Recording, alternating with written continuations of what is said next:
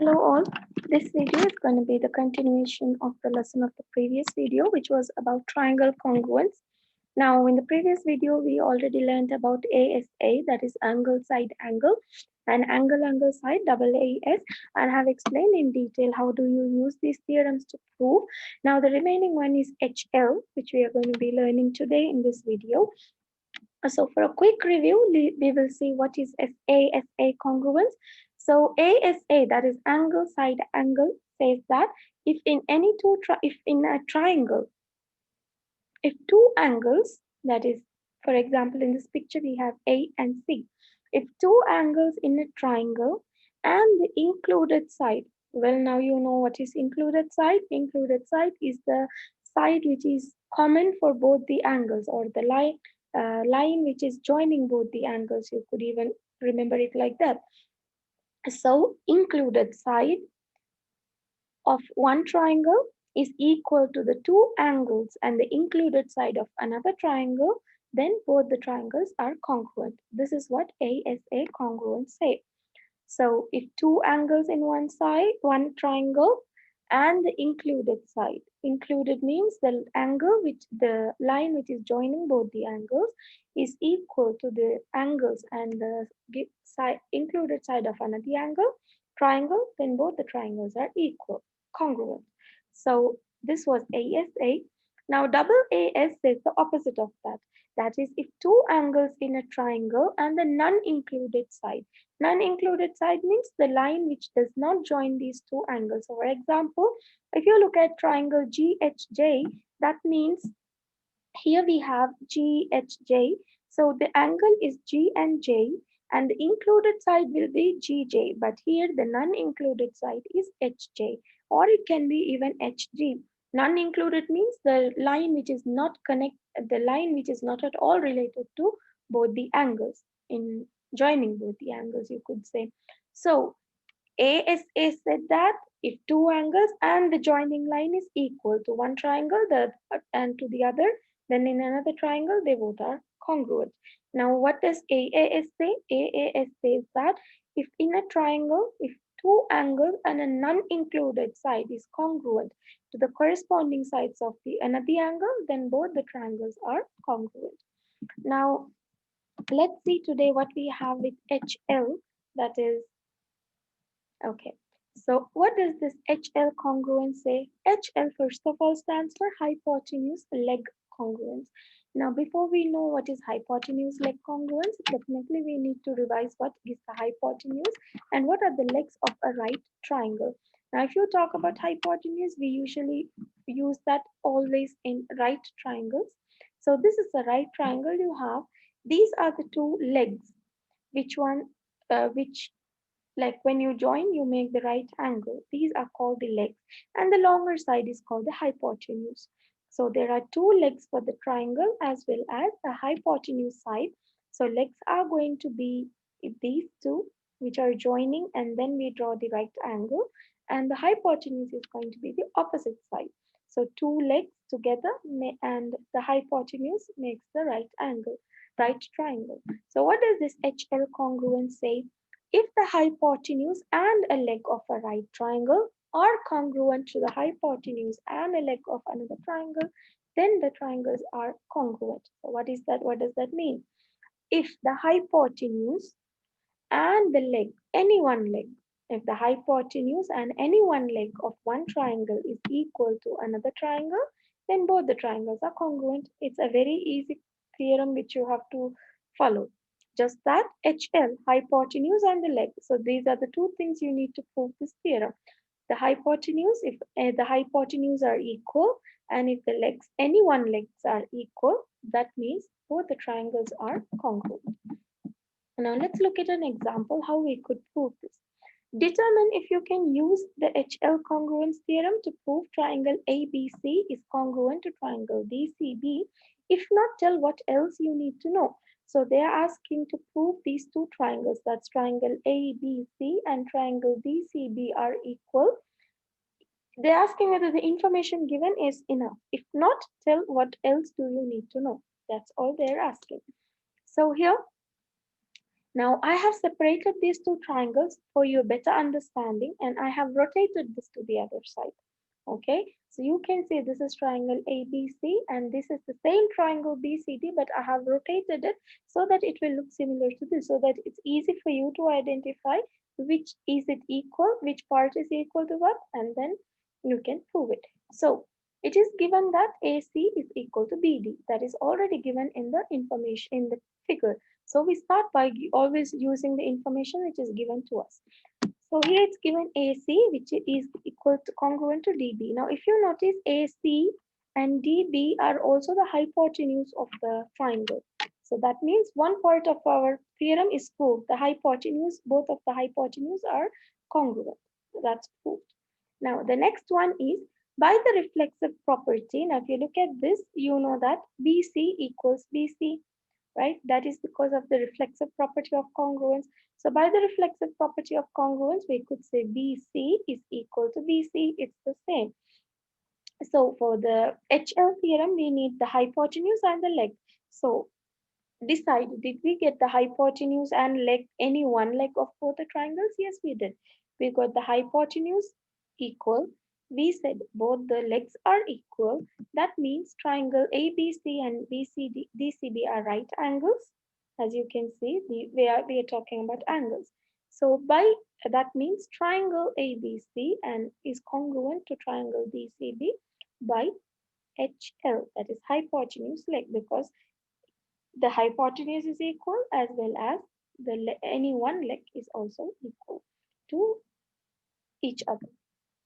Okay, so let's start practicing so that it will give you a better idea of what these theorems are about. Now, determine if you could use HL congruence theorem to prove the triangles. If not, tell what else you need to know. Okay, so first of all, to prove the HL theorem, there are two things which we need. And the two things are, we need to know the hypotenuse and we need to know the leg of any one leg. So if I would draw this separately for you, the figure separately, that will look something like that. This is triangle ABC and this is triangle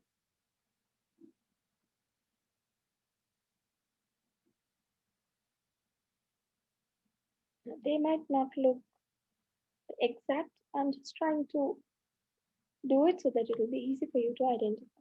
So this is triangle ABC. So this is the right angle. And this is triangle ADC. So this is the right triangle. So these two are the triangles, right? Now check, they had already given this AD is congruent to BC. So which means one of the legs, you can see hypotenuse is AC. Okay, you have to define the hypotenuse. Hypotenuse is AC, and then any one leg should be equal. So we could say already they have given that the legs are equal, right? Because ABC is congruent to AD. So you need to write BC is congruent to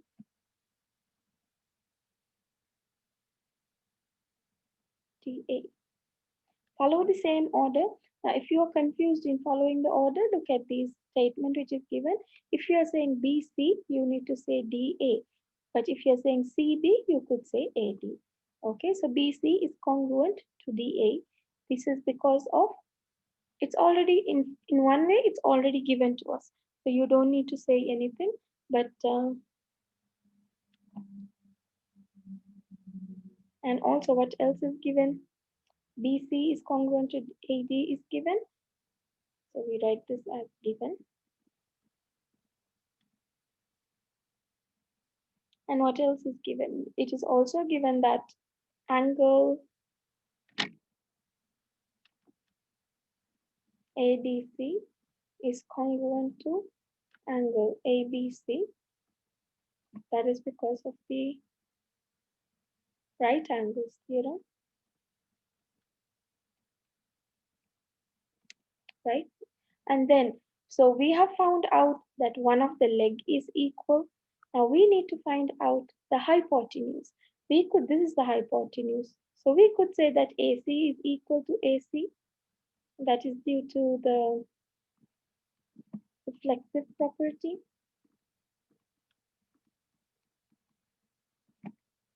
of congruence. So that means we have already proved that triangle ABC and CD are congruent because we already proved the leg is equal and we already proved that the hypotenuse is also equal. That means triangle ABC is congruent to triangle CDA by the hypotenuse leg here. This is how you use hypotenuse leg to find out, to prove that two triangles are equal. Two triangles are congruent. Okay, let's look at this question. XYV and ZYV.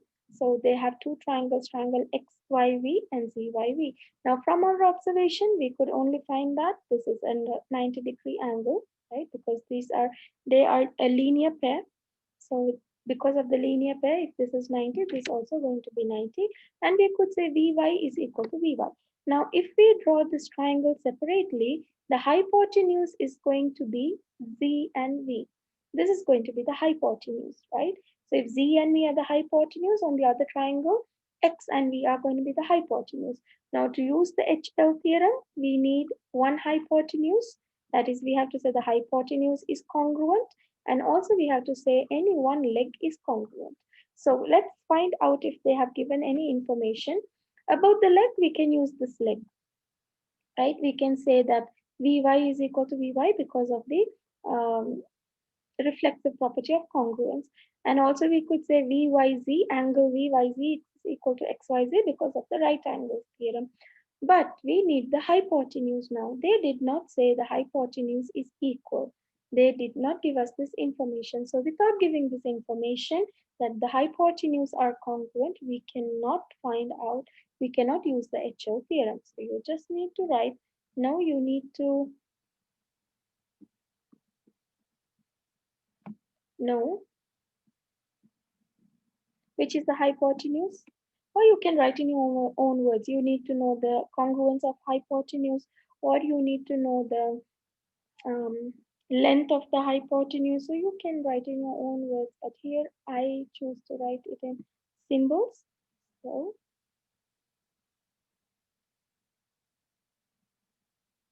Vx, you need to know if Vx is equal to Vz. That's two hypotenuse. Vx is congruent to Vz.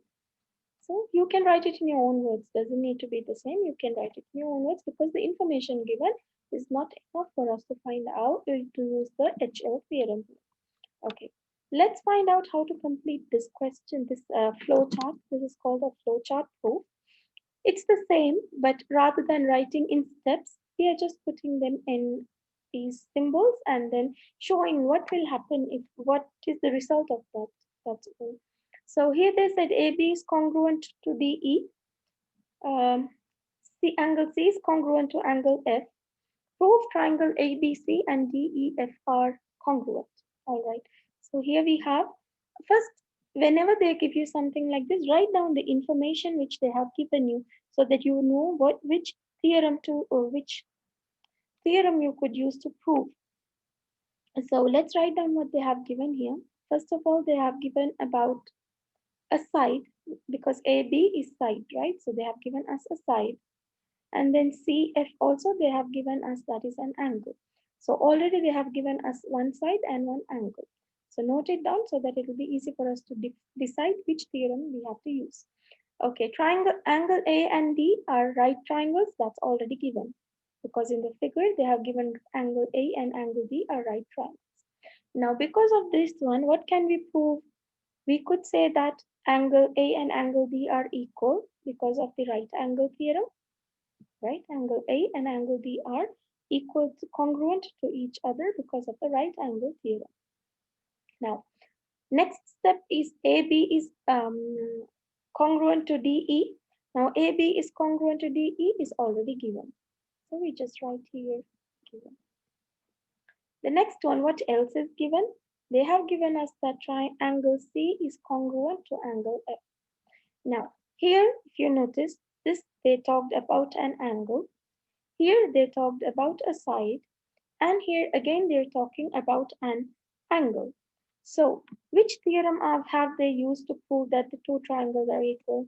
You have angle, side, angle, which means they have at angle, side, angle, you have, but then if it is angle, side, angle, it should be the included side. Here, find out whether is AB the included side of angle A and angle C. This is angle A and angle C. The included side is AC, right? But here they said AB, which is the non-included side. So if it is the non-included side, you are going to use AAS because two angles and the non-included side are congruent in each triangle. You cannot say ASA because it's angles, angle, side. They did not, the included side, but they did not include side in the proof. They only said AB is congruent to DE, which means that's the non-included side. So if it is the non-included side, you use the theorem AAS. Let's look at one more question here. Determine if you can use HL congruence theorem to prove the triangles congruent. If not, tell what else you need to know.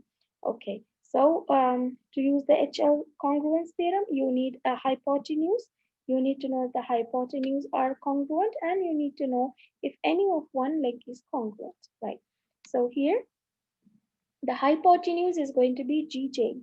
They did not give any information about G and J, right? Also, first of all, to use the hypotenuse leg theorem, we can find out that G and J are equal by the reflexive property. Okay, but to know that, they did not first of all say what is the measurement of the angle. As you know, hypotenuse leg is used for right triangles, right? So without knowing if these are right triangles, how could we use HL? So it's of no use. So that's you cannot find you cannot use HL theorem for this because you need to know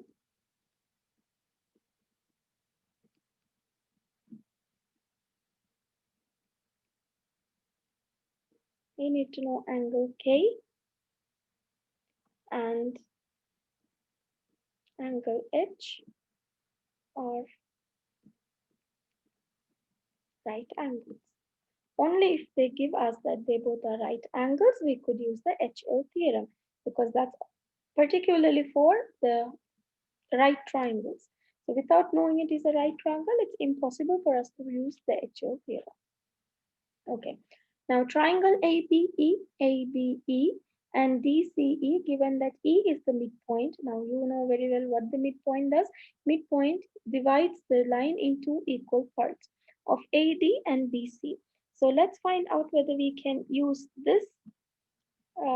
We need to use HL, which means this is the leg and this is the hypotenuse. The hypotenuse is BE and CE. So yes, we can use. So we can write, yes, E is the midpoint, right?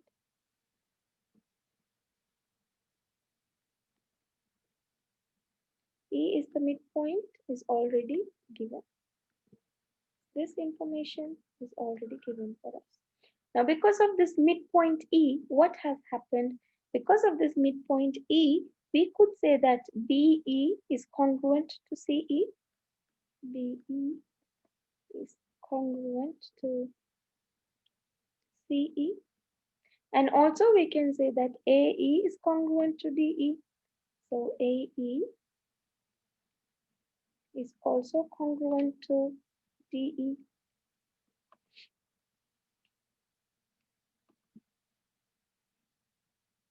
Why is this? Because of the definition of midpoint. So this is how you write the proofs. In fact, because of the first given information, the other should be linked. The next statement should be linked. So we have, because of from the definition of midpoint, we have proven that BE is equal to CE as well AE is congruent to DE. Now we know that the hypotenuse are equal. These are the two hypotenuse and this is the leg which is also equal congruent to each other. And by definition, triangle ABE is congruent to triangle DCE.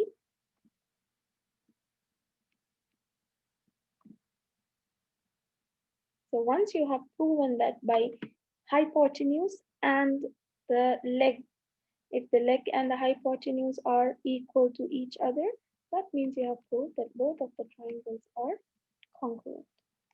So triangle ABE and triangle DCE are congruent by HL. If you want, you can add one more proof that's about the angles. So you could even say angle BAE is congruent to angle B means it is C, so angle CDE because of the right angle congruence theorem. So it's better you include an angle if you're even using HL. Better you also include an angle so that there will be no other, like they cannot consider anything wrong that you missed out the steps for proof. So the next question, use double AS. Here already they said use double AS, which means angle, angle, and the non-included side. You have to use the angle, angle, and non-included side. So what is the information given? AD is parallel to BC, and AD is also congruent to BC. So they both are parallel as well as they both are congruent. So we need to use AED. So first highlight the uh, triangle which they're asking. AED and CEB. So they're only talking about these two triangles. So we will be only concerned with the triangles, with what the angles and the lines of these two triangles. We are not going to do anything with this line, neither anything with this line. We are not going to do anything. Okay, to start with, AD is congruent to BC. As it is easy, it is given. Okay, the next one is angle. They're talking about angle DAE. So they're talking about angle DAE and angle BCE. So they're talking about these two angles. What are these two angles? They are alternate interior angles. Alternate interior angles theorem. Then vertical angles theorem. Which are the two vertical angles in these two triangles? This and this. So that's angle E. So how do we name this angle? We could name it as angle AED. AED. So we could write here angle AED is congruent to angle CED, CEB. Now you might ask, why did we not use this two as vertical angles? Because that is in another triangle. We are only talking about these two triangles. We are not concerned about these. So in these two triangles, the vertical angles are DAED and CEB. Now, what else information is given for us? The next information given is AD is congruent to CB. Now, finally, what's the last step? We have proved that triangle AED is congruent to triangle CEB. Because which theorem did we use? We have used two angles and a side. So two angles, which two angles? This angle and this angle. And we have said this is equal to this. So that means two angles, but the non-included side. So which means it's going to be double AS theorem. So that's all for this lesson. Only advice is practice makes you perfect, and it will give you definitely more idea how to solve and how to prove the triangles. So till we meet again in another video, keep practicing.